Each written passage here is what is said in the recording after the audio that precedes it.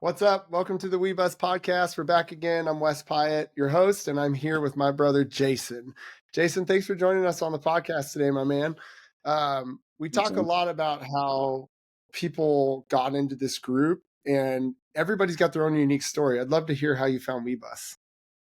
Yeah, actually, so a friend of a friend was having a Packer game watch session at his house, and one of the brothers in our WeBUS family, Alan Heinz, was able to kind of talk to me about some stuff, and then he saw that I was posting some stuff on social media, which I wasn't big on Instagram at the time, and it kind of felt like it was a cry for help a little bit, but I was doing it at a lower pitch, and he caught on to that frequency, and he suggested the group, and I got into the group. They did an onboarding session, and then eventually I got into the bigger group with like I like to say my 35-minute video of everything that I spilled out, being 100% vulnerable, which is a huge lesson in the group, and yeah, the rest is history. Yeah, so I still have smaller groups within the WeBUS, the central group, and Alan and I still do a ruck session every other week. So yeah, a friendship pretty much for sure. How did you and Alan meet each other? So Alan and I were kind of friends of friends. We didn't really hang out a lot, but we definitely knew of each other. He grew up in the Milwaukee area, and I did before I moved out to the suburbs. And basically, we both played basketball, so he knew of me. And we were kind of around the same scene a little bit. And then he eventually had kids, and then we kind of knew of each other, but we never really hung out as much, just mutual friends. And yeah, and then we just hung out at a buddy's house watching the Green Bay Packers. And yeah, that was it. You mentioned that he kind of felt like there was something going on, and he wasn't really sure what it was. Do you have an idea of what that was? Like what he might have seen? Well, yeah, that's actually a really good question, Wes, because we we always talk about this, is that you always think you're always alone in the world with things, right? Especially as a father, or, as somebody that's providing.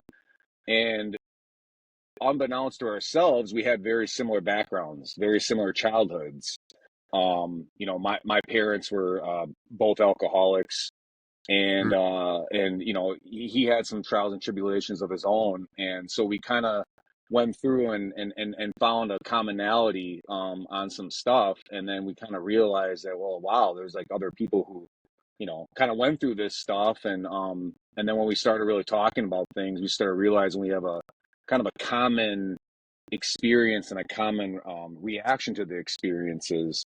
And so I think it made us kind of galvanize a little bit, understanding we both kind of came from a situation that, we could both relate to in that situation. We're both finding peace and gratitude about, what we have, even though those situations might not have been the best. So I think it's one of those things where you don't realize that you're kind of close to some people until you really, you just, reach out and get to know them. And that's exactly what happened with us. It sounds like you just got vulnerable, and through getting a little bit vulnerable with like your story that you told us and what you were going through at that time, everybody else kind of piled on with their vulnerability, how they've been through almost the exact same situation you were going through. Our one rule that we have in the group is that you can't share advice, you can only share experiences, right? How has that been for you in the group, and being around a group of people that aren't there to be like, all right, bro, here's what you got to do? Yeah. It's, I wouldn't be transparent if I didn't acknowledge it. It's difficult because, as men, we always want to try and like help out things. We're problem solvers, I feel like, naturally. So it took a little bit getting used to, but I think what it forces you to do, it forces you to listen. So when you listen and you don't react to those things, then you're actually absorbing what people are saying. And then when you start absorbing what people are saying, you start relating to them, to your experience. So if I go back to the example of finding out that people are having kind of commonalities in their childhood and whatever the case may be, I'm 40 years old. I just turned 40 this year, and I mean, I went through my whole life not thinking anybody went through that. I always kind of assumed people went through worse stuff, but I never Not so realized. similar. Yeah, exactly. Like very similar situations, and how you felt how you reacted to them. So when it comes to not giving advice, I think it actually you dig in deeper because now you're going through the actual experience and how you what they always call it, say it like learned experience or learned behaviors. Hmm. um you don't realize that until you get older and become a parent, where those learned behaviors that you got from your parents, whether they're good or bad, they're true and they're reality, and it's how you react to those situations. So being able to just listen and then give people other advice based off of what you went through, I feel allows you to like limit your influence, and only on what you can really truly cater to, because you obviously don't want to push somebody in a direction that you don't know. And I think that's really critical when you're starting to talk about like our experiences and our childhoods, or whatever. It's serious stuff. Yeah, it is serious stuff. And I remember when we first started this group and we started having people we didn't know specifically start to join and start to share this really serious stuff. And we had to actually pause for a second and go, wait a second, are we doing the right thing here? Are we going to mess somebody up? Are we going to give them poor advice and then they're going to do something bad with it and blah, blah. And it was awesome to be able to stop ourselves in the moment and go, no, we're not giving advice. We're only sharing experiences. So as long as I am not coming out of place and telling you something to do that I've never been through, there's nothing bad, excuse me, that can come from it, because the only thing that can come from it is a shared wisdom, right? Like, oh my gosh, this person's been through this too, and they didn't tell me what to do. All they did was just share their experience. Such a more powerful way of gaining wisdom from other people, right? Yeah, and I think it actually like contributes to like the committee, or like the tribal thing of like everybody comes in and they have their own speciality based off of their experience, right? So so then people kind of understand. Like I remember one time early on, I asked a question about kind of note taking and kind of putting a journal together, and Switch was Chris was able to like, I mean, give me the most like just specific answer, and his speciality in that, his learned experience, like allowed, I think, me to really understand versus somebody kind of just like, well, here's an Amazon link, go here, do this, like, oh, I don't know, I've Yeah, never done it, but so it allows everybody, I feel, to kind of by committee put in what they've been through, and then you're getting really true advice, not advice, excuse me, true experience, and it contributes better to you understanding the I situation. think tell me what you think about this. I think it also helps the person that had that thing happen to them. The more they talk about it, it's very beneficial. But then they see that being used for good for other people. And all of a sudden, this really crappy experience that you went through is now actually helping other people in a way. And I can't think of a better way to heal from stuff. Yeah, I went in February. I started going through therapy for my childhood, and it was I kind know, of, man. Good for you. yeah, no, I appreciate it, man. And that was a very long time coming. And I think in that therapy, you talk a lot about mindfulness and and understanding and forgiveness and giving yourself self-worth. And the big thing you said before is vulnerability, right? And this group allows for vulnerability. Had I not gotten this group before that, I probably would have never gone into that therapy. And to me, that's a stone cold fact, because me going into this group and allowing me to put on that 35-minute video, however embarrassing it might have been, It's not, dude. It um, was amazing, and we've talked about. I've done a few podcasts today. We've talked about people specifically that have left longer videos, and how that actually was the spark that all of us needed in that moment in that group to be like, "Hey, we get to use our crap that we've been through, woohoo, yeah!" And everybody got in and got fired up on it, man. yes, yes, exactly. And that right there to me was like the catalyst. For me to get the courage to be able to go to that therapy. And in that therapy, it was a long time, 10 months, one session a week. So it wasn't like I was there just once a month. And that prepared me, I feel, not to put too much into it, but like that did prepare me to really fully commit to that, knowing that, hey, I was just vulnerable to all these dads, all these, at the time, strangers. I didn't know any of you guys really. And being able to be vulnerable and get the reception that I did, and just the positive feedback for being vulnerable, allowed me to be vulnerable by myself, which obviously is the biggest thing. Because you got Yeah, that is huge. Jason froze. We're going to wait for him to come back. Wait for it. Well, then you're still probably hooked up to your headphones, I think. See, I still can't hear you. You Can you might hear me be on now? mute. And no worries about this too. All I have to do is just edit it out. So it's super simple to Can you hear me? keep it moving. Mm-mm. Hold on. Let's My see. phone, my phone No, overheated. good. Yeah, that's on. Bluetooth. Yeah, it's hooked up to your Bluetooth, your speaker. Or I can hear you. here, let me try. Oh my gosh, that's so funny. Yeah, that happens. It might be why we can't actually hear you. It might still be trying to get the Bluetooth back and stuff. Try logging out of the app for me and then re-logging back in, and we'll see if that works. All right, there we go. And then you just got to close the other one. So if you swipe up and get rid of your other screen, there you go. I got you. Yeah, there we go. All right. All right, and we're back. Sorry Jason's about phone that. got hot. Got too hot, overheated, but we're back. We were talking about honestly just vulnerability, man, and like being so open with that conversation that you had, the 30-minute conversation, and how one of the things I wanted to bring up that's kind of cool with WeBUS is that we only have one rule. It's like you can't share advice, you only share experiences. And that doesn't mean that the board of directors hasn't brought up other rule ideas. Hey, we should do this instead. We should have this. We should have videos this short. We should do whatever. Yeah. Yeah. And I've made the reference in a few different podcasts so far that I feel like we're the Kirkland brand of dads groups, where Costco loses money all the time on their hot dogs, on their whatevers, and everybody always says like, you should change that, you should change that, and they go, no, we're not going to do that, because it's the 30-minute videos, it's the simpleness of it. And one of the things that we did to make it actually digestible for guys, because if there was 70 plus dudes around the United States leaving 30-minute videos every day, it's almost impossible to get through the videos, is that we made these little local regional groups. And you've really taken advantage of that. I mean, it's actually how you got into the group, was through the regional group, kind of.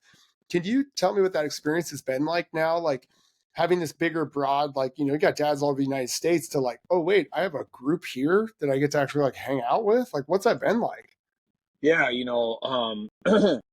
think it's very beneficial because you have these regional uniqueness, things that you experience. Like, for example, I know you guys over there, snow is really not something you guys generally have to deal with, as far as maybe up in certain areas, whereas in Wisconsin, we talk about it a lot. Like, this past this past month, you can feel the cold coming in, and it's like, the snow is coming, and so you got to really mentally brace for that, because you might have a lot of snow. So in the group, we kind of talk about that a lot. Like, we got to maintain our mental fortitude during the winter, and we talk about constantly working out. The days get a lot shorter, and you get Yeah, up, it's dark. I Get remember home, that. it's dark. Like Alpal and Jeremy, like we first got on the group together, and like after the first year and going on to year number 2, where the winter was starting to come again, I saw both of them starting to act more depressed as we got closer. And then year 3 came along, and I remember making a joke of, as we got closer to winter, and I'm going to do it again, just you just reminded me. I was like, hey, time to pull out the vitamin D, boys. Like, let's let's keep it going, because you need those reminders from the people around you to just be like, oh shoot, it's starting to happen. You're right. Let's do the things we can do. Yep. And like, on top of that, there's just little commonalities. I'll give another example.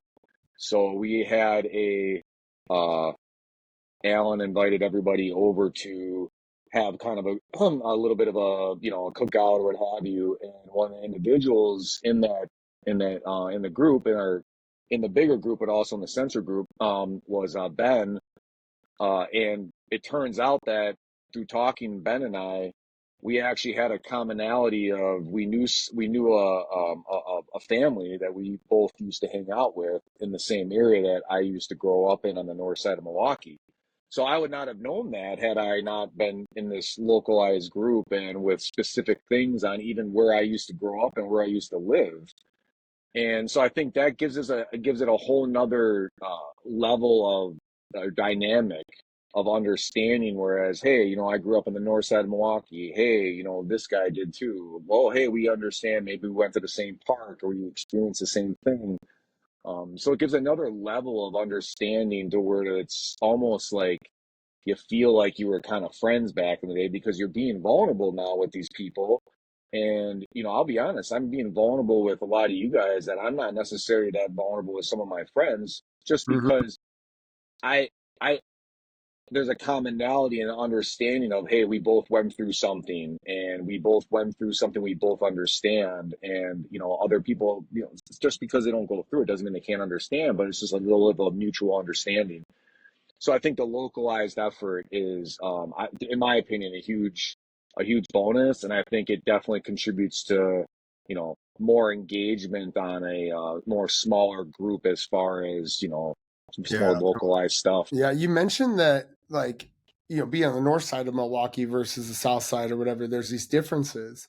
You're in the construction industry yourself, and I would imagine that in that industry, there's probably a little bit of a difference in, mental health. Like my brother-in-law, for example, has been an iron worker for like 30 years, Oh and the yeah, guy gets up at 3 a.m., drives up to San Francisco, works until 5 p.m., 6 p.m., 7 p.m., 8 p.m. yep, yep, because yep, the job's just got to get done, right? And it's like when the job's got to get done, you don't matter anymore. Now the job does more than you. Can yeah, you speak a little bit to that and how that's been like being in the construction industry? yeah. I think the common misconception in the construction industry, and I really do feel grateful because that's definitely starting to change. I think there's a lot more awareness to suicide and prevention of suicide. Especially in this industry, it's such a high watermark compared to other areas. But when it comes to construction, it tends to follow you home a lot. You work long days. You usually travel really far. For example, I drive thousand miles a week, and there's a lot more people that travel even further than that. So you have a lot of time in your car, a lot of time for solitude, and if you're not in a good mental frame of mind, you have a lot of time to those bad thoughts in your head, right? So you also add on top of really hard deadlines, physical labor, and on top of it, it's really the mental side too. You got to mentally be strong to get through like things such as you have a problem that arises on the job. You got to figure it out. People are always going to maybe criticize you or analyze you for your production, for your safety, for your quality, for all those customer service. So it's all those things kind of mixed into one that you got to really be mentally strong, and everyone's going to go through their trials and tribulations, and it's one of those things where everyone just understanding. I think a lot of guys in the group really do a good job of this and saying, hey, you know what, today wasn't the day, get it the next day. There's always going to be bad days, but there's always going to be good days. You got to follow them. And I think there's a lot of people in the construction industry. I'm in the gas industry, so we do everything underground. And, there's a lot of people in this industry that both don't talk about those things or try to solve those things with vices. And it's unfortunate, but I think it's getting better based off a lot of the things I've seen with mental health. It's a lot more accepted in today's age than it was in the past, and I'm really truly grateful for that.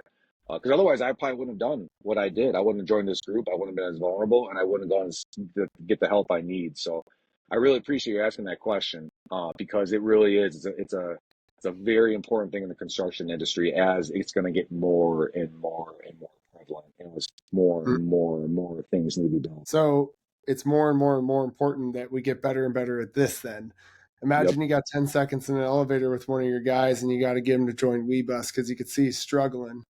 How do you get them off the struggle bus and onto the WeBUS? You just got to tell them that it might be bad today, but you're gonna have a group of guys that are gonna lift you up, and it's gonna be better the next day. Um, this is probably one of the better things that has happened to me in my life, and I can really confidently say that. Wow, that's awesome, Jason. Man, I Yep. think we can end it right there, dude. Thank you so much. I know, Yep. hey, you got to get back to your job. You got stuff to do, brother. So thank you so much for taking 20 minutes out of your day to do this. And it's going to help so many other people. If you guys want to join WeBUS, head to WeBUSINT.com and hit join WeBUS. Jeremy will reach out to you. And who knows, you might even meet Jason one day. We'll see you guys soon. See you, man.